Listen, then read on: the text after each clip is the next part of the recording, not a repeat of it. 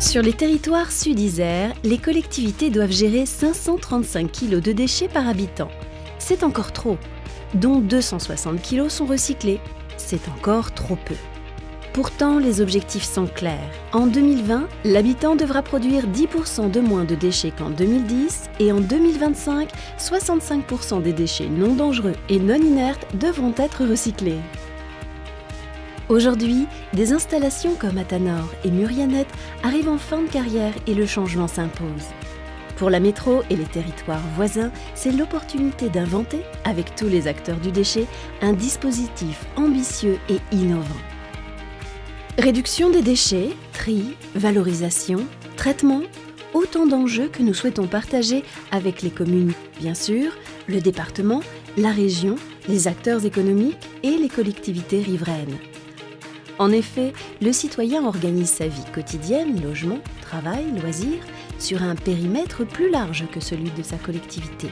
Un périmètre où le service des déchets varie. Les couleurs des poubelles, les consignes de tri, la collecte. Comme pour les transports ou la santé, le temps est venu de réfléchir à l'échelle du bassin de vie grenoblois.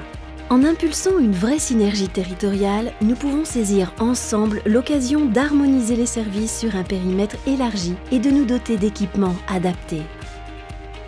Il s'agit de croiser nos besoins, nos enjeux, nos idées pour co-construire un dispositif performant et calibrer au mieux les futurs outils industriels. Définie collectivement, la stratégie donnera lieu au schéma directeur des déchets 2020-2030.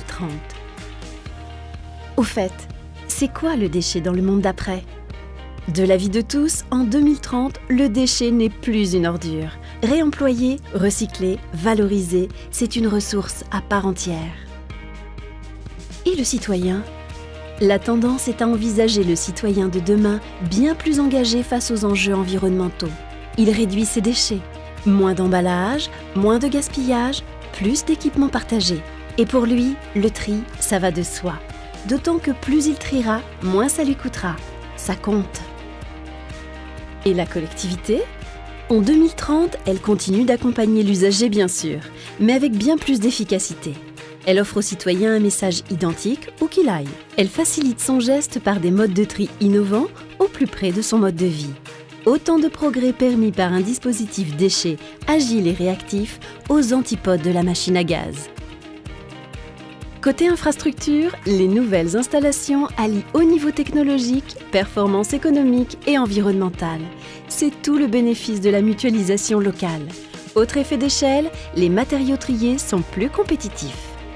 Plus largement, nous projetons pour 2030 une collectivité pour laquelle le territoire zéro déchet est un impératif et le soutien à l'économie circulaire une évidence.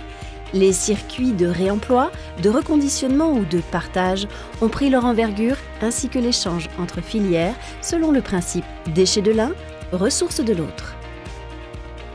Telle est, dans ces grandes lignes, la vision à laquelle on se réfère pour avancer la co-construction étape par étape. État des lieux et méthodologie, esquisse intégrant les prospectives et les contraintes, définition des orientations et des objectifs, et enfin, rédaction du schéma directeur des déchets 2020-2030. Aujourd'hui, notre synergie à l'échelle du périmètre élargi doit inventer le déchet nouvelle génération. Trions et collectons nos idées.